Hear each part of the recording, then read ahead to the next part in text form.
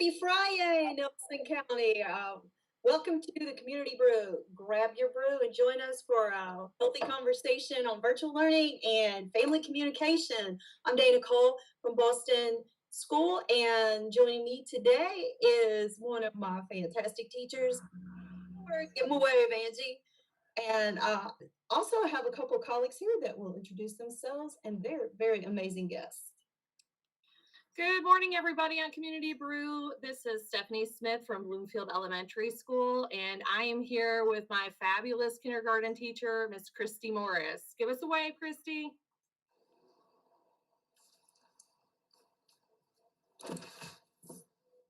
Good morning, I'm Randy Adams. Sorry, I had a technology issue. We're here from Bloomfield Middle School. Excited to be with you for the brew. And we have Kendall Bergen, our health and PE teacher. So say good morning, Kendall. We're going to have Stephanie take it away with some questions to get this conversation going this morning. Take it away, Stephanie. All right. So over the past couple of weeks, we have been meeting with families and students and teachers from around the district talking about virtual learning and what family communication should look like. So our first question is, what are we learning about family communication?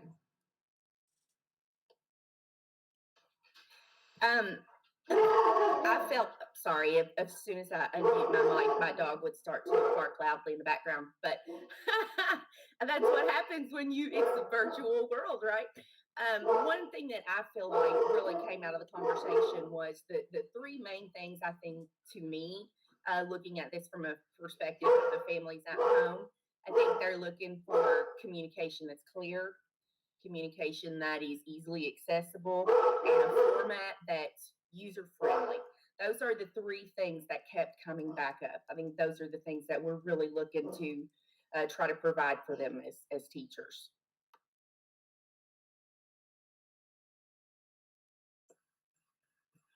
Miss Morris or Miss Bergen, do you guys have anything to add?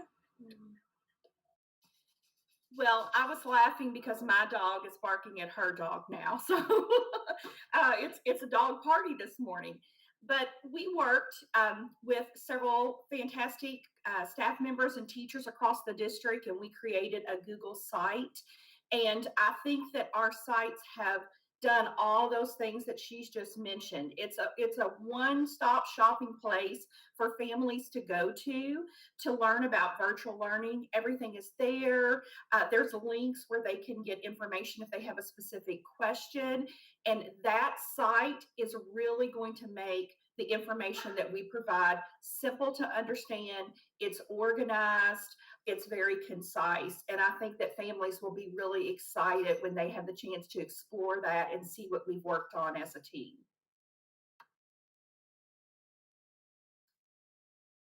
Yes, I agree with the keeping it clear and kind of keeping it consistent of how we always tell what we're trying to communicate to our parents.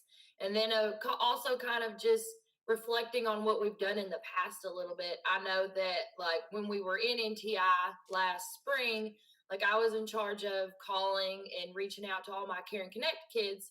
And so just talking one-on-one with the parents and seeing that like some parents prefer to be emailed and some parents prefer to be texted, and kind of make a note for those kids that you have. So that way, you know how the best way to reach them, because some people, might be busy and it's easier for them to respond to a quick text. And some people prefer talking and actually hearing your voice. So making sure that for the kids that you kind of reach out to, or the parents that you reach out to take note to what's the best way to communicate with them. So that way you always get through to them when you need to. I think I'm sorry, Stephanie. That is a really good point, that humanity piece, because it's that human contact. And so often maybe, we feel like we're talking to an institution, but really it's people communicating with people, and having that flexibility to really listen. And I think that's a key point that you brought up. Yeah, those personal connections have been so important as we have made contact with our families.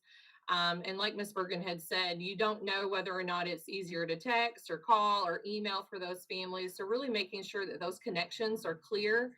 And then in the way in which we're organizing the information as a whole district, making sure that we're providing clear, concise information that's relevant and that's up to date with the most current things. So I think our district has definitely been working in the right direction and making sure that we're providing that information to families. All right, our second question is, what do families and students care about most? I think Sorry, Christy. no, that's okay.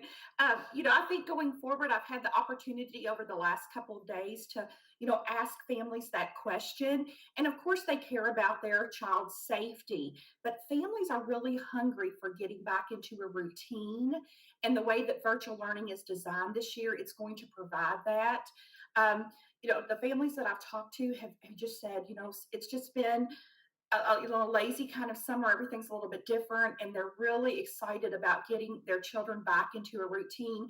And they're excited about connecting with us, connecting with other students, who are learning virtually as well. And they want those rich learning experiences for their child, even through the virtual world. So they're really hungry for that, and they're excited to start the school year just for those things. They're ready to get their kids back and going and learning, and and excited for the deeper learning opportunities that we're going to provide for them. I agree. I feel like that, you hit the nail on the head, Christy. The families we are all ready for some sense of normalcy in our lives. And I think that that's a huge piece of it. I think that also something that our parents are wanting right now is just to feel, there's obviously a sense of major discomfort in the fact that there are so many unknowns. And I think that right now, parents want to know that. I think they realize and know that we're going to do everything we possibly can to do what's best for kids. But I think it would make them so much more comfortable and put, a lot of families at ease if they just felt like they knew a little more, But I know that as we move forward into next week, building those clear communications about what to expect and what's coming, I think that's going to be a huge piece of starting this school year, because I think there's just a lot of anxiety going into such a unique and scary situation. So Yeah, I agree with that 100%. I know I'm getting ready to send my 1-year-old back to daycare. And so knowing that I know their procedures of, like they're wearing masks and like how often they're washing their hands and how they're not eating in the cafeteria and doing all this stuff. And so just knowing that, kind of eases a little bit, makes it a little bit easier for me to send them back, knowing that, they're doing their best that they can and they're following the guidelines and they're, he's going to be safe and he's going to be okay. I think that helps a lot with sending them back. And then I also agree a lot for the kids. I think they just want to be normal, and I think it's important as us as teachers and leaders to kind of model, what the new normal is, like, yes, you're going to have to, wear masks and all that kind of stuff, but, it's okay. That's, just our new normal, and model and show them, the correct way to kind of go about doing it.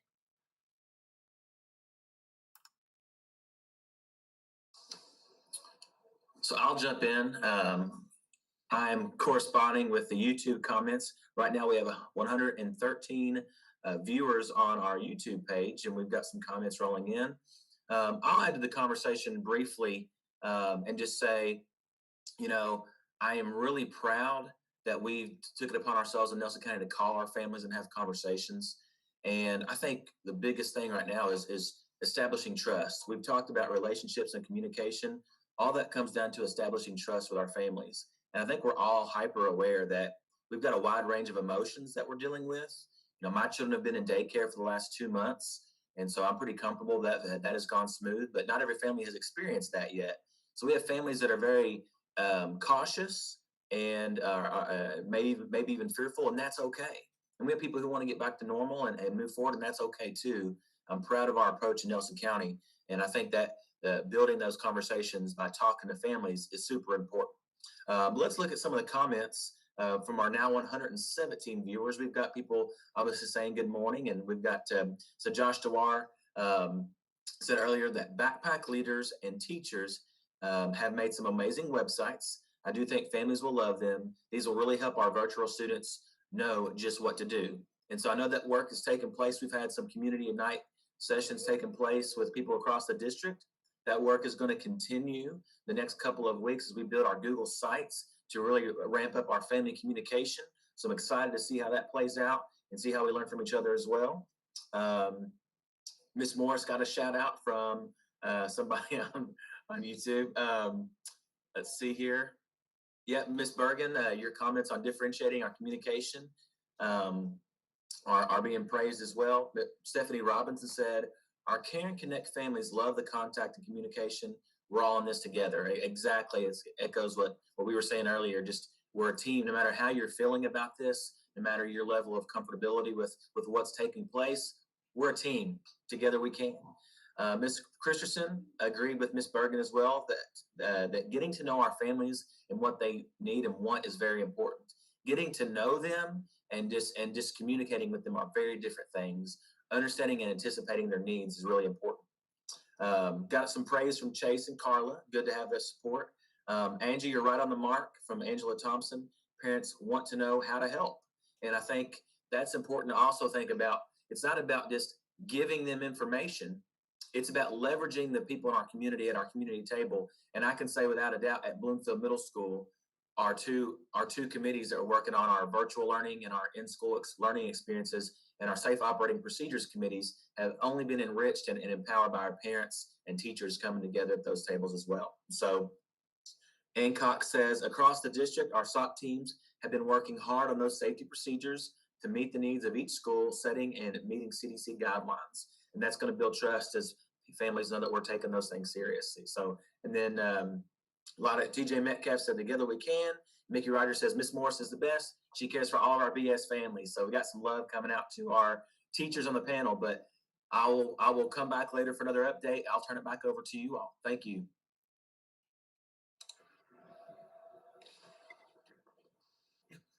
I was just gonna say thanks, Randy. All that sounds really, really great. And I agree. We were really working hard, and I hope that we're communicating that with our families. Working really hard to create some pretty impossible things. And personally, I'm proud of the work we've done, but none of us have done it alone. And I think one of the things that is an important point is has been vital to have that parent and family and community input to help us think through what does make sense. Because as educators, things make sense to us that may not necessarily translate to the rest of our community. And we've worked really hard at that and to be aware of that and to produce experiences for our students. They're going to be rich and vital and important, meaningful, authentic, all of those things. We are all here because we are driven by a passion to lead and to give and to educate, but we are also equally driven to continuously get better at what we do. And we cannot do that without communication and especially without our extended community, which is our families. Take it away, Stephanie. I was just going to add that, over the past couple of months, as schools and as a district and as a world, we really have had to adapt and grow. And I think NTI taught us a lot of things. We learned what was really important, and that was building relationships, having empathy and compassion for others, and knowing that we're all in this together. But I feel as though the past couple of months as administrators and teachers across the district have been meeting, and families and community members, we really have had to buy in and really figure out and know exactly what kind of experiences we want to bring for our students, and making sure that they are as impactful as they possibly can be. Just because of the fact that we know that our new normal is definitely going to be different from the old, and that we have a lot of things that we're going to have to do to support those students who are virtual as well as in person, and making sure that we're providing the best education that we possibly can for them, as well as, serving the emotional needs of students and their well-being as well as their families. So I feel like, the relationship piece that Mr. Adams hit on is definitely one of the key aspects that, we've had at the forefront of this work that we've been doing over the summer. So, again, I'm very proud of our district and the things that we have been able to do, and just the outstanding people that we have to work with and bounce ideas off of. Because if it wasn't for those people, it would be really hard to do that in an isolated scenario. So we have a great district, and we're moving forward in a lot of wonderful ways. And so I'm really excited to see what this year is going to bring, and see what new challenges come our way. All right, our last question is, how can we prepare for virtual learning communication structures? I think we need to, think about the things that Kendall said earlier. You really need to know your families, and you really need to know we have so many different avenues that we can take as far as communication goes. And obviously, some folks use different means than others, and to know your families and to know ahead of time that you're going to have to push communications out several different ways. We do that all the time as teachers, but it's just extremely critical at this time. I agree. And going back to what Ms. Smith was saying, really kudos to our administrators.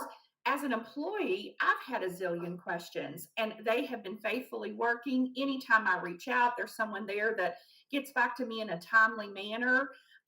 They've called me personally to see, what concerns that I have. So our administration has just done an outstanding job. They've worked all summer, and I'm just proud to be a part of what they have worked on going forward.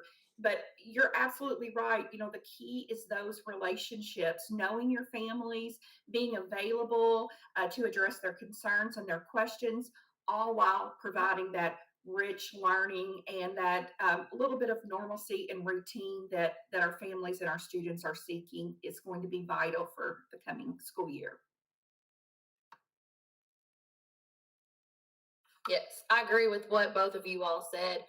I also think that it's important for us to kind of have a good plan in place, and for students and parents both to be aware of what that plan is before it even happens. If they start virtual, or decide to go virtual later in the year, that we all are on the same page and everybody knows, like, oh, I'm virtual today, I need to do this, so that it's not a question and that we don't lose time, and it can be like a smooth transition and everybody knows exactly what they're supposed to do. I will say that I had a conversation with a parent on the phone just a couple of days ago, and it was just a beautiful example of what Randy talked about as far as relationships and trust. And one of the things that I walked away with is, yeah, it was a little, you guys are getting it right, because she talked about other options that she might have had for her children. And even through the NTL model, and looking at our plans within the virtual model, maintaining those relationships and feeling connected is probably one of the most important things. To layer back to one of the earlier questions Stephanie asked, what are the most important things for our families? And I think that is to maintain a relationship. If they're not comfortable with their children physically being present in the school, how do we do that virtually? We have thought through those things, and we have intentionally made plans to ensure that those things occur to the greatest degree and to the level that we can facilitate them virtually, because those things are important to us. Those individual conversations, those connections, that ability to be available, to communicate well, and have options for that two-way communication, because all of those things are important. And I think another huge thing that we have learned through this entire process is, we talk about new normal, we talk about normal. Life is nothing like what we knew.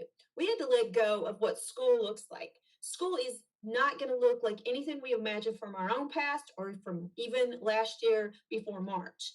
It can't. So what are we imagining? What are we creating in terms of the school experience? And what are the most vital things for our students, for our families, and how do we facilitate those things? I truly believe that we have been forced into some very uncomfortable situations, but they're beautiful because they have caused us such growth, and how we rethink structures and protocols And there are things that we will continue to do if COVID goes away tomorrow, because they're the smart things to do and the right things to do. And communication is one of those things at the top of that list. And can I just say that I have said it over and over, but it is so poignant to me that that experience that we had, those 3 days that we came together collectively to work on the plan, what that has done for my peace of mind as an educator and what I feel like it's going to do. We have been able to be so purposeful in our planning because we've opened it up and we planned together as school communities and families, and we opened this up, and sometimes that feels vulnerable, but it's so empowering to have so many voices in this conversation, and it let me feel so much better about going into this year. I had tons of anxiety about it. And then as we came together for those 3 days, it made a huge difference in my mindset and how I feel. So I think that it will do the same for our students and our families when we come back together.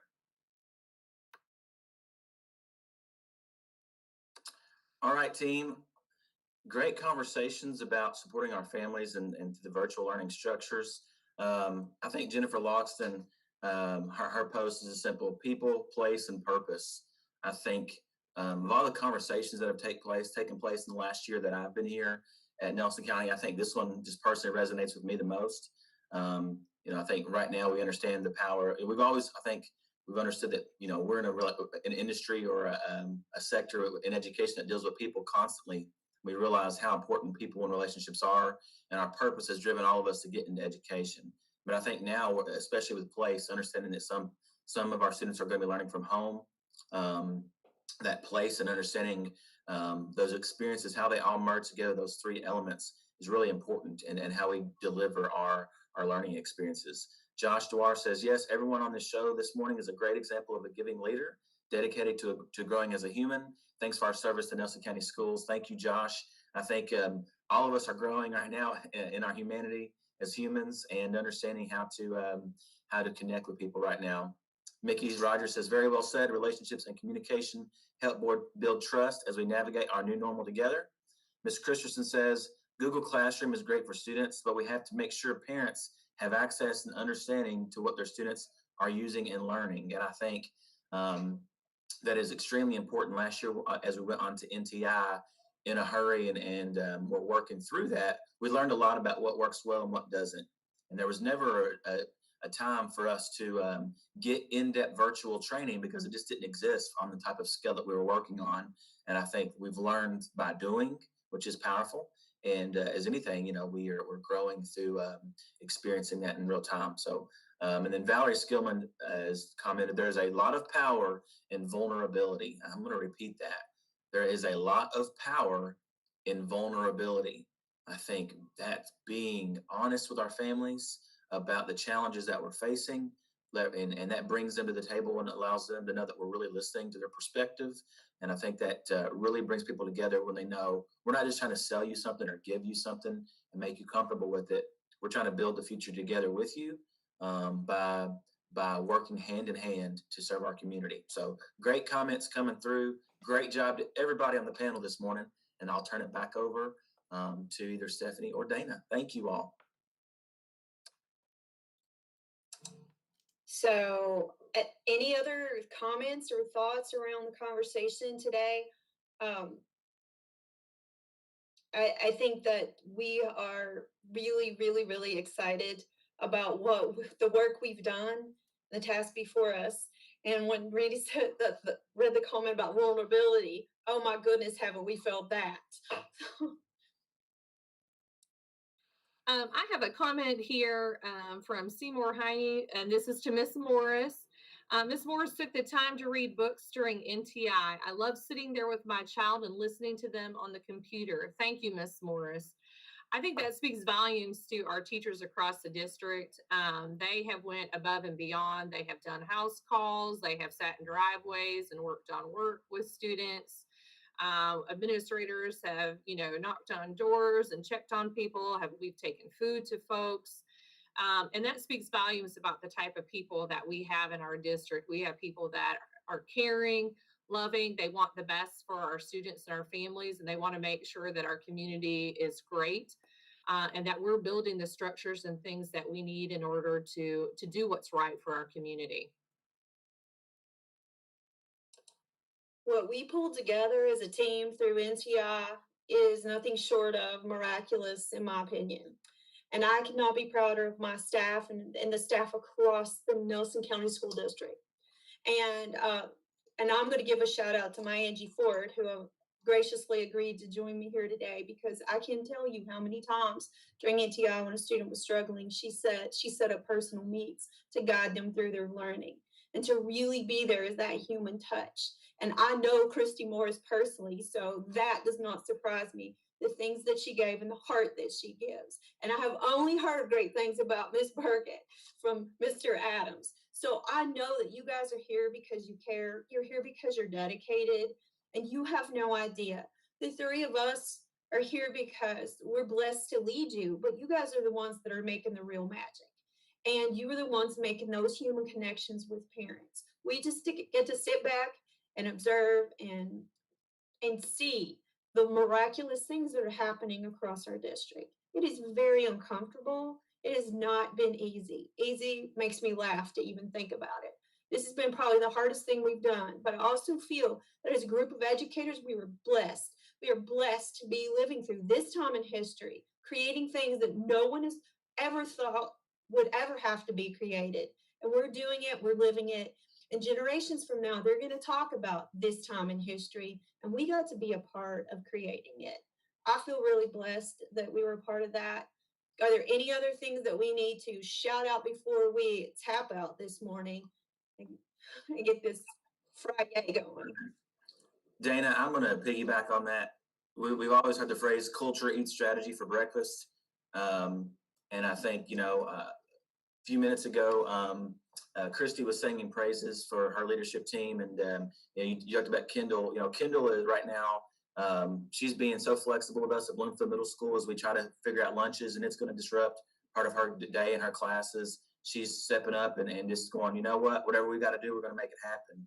Culture is it's impacted by all of the decision making on everybody on your staff and everybody knowing that we're in this together. So I think that's such an important thing to think about right now is building that pride in our school and working together. So I just wanted to say thank you to Kendall, from everybody, and so many other teachers at Bloomfield, just like her, who are giving up some personal comforts and some things that we wouldn't normally try to do to open our school doors and to educate our children. Thank you. And with that, I think that wraps us up on this beautiful Friday morning. Make the most of the day. Have another cup, and we'll see you here again. Hey, everybody. Thank you, team. Thank you, panel.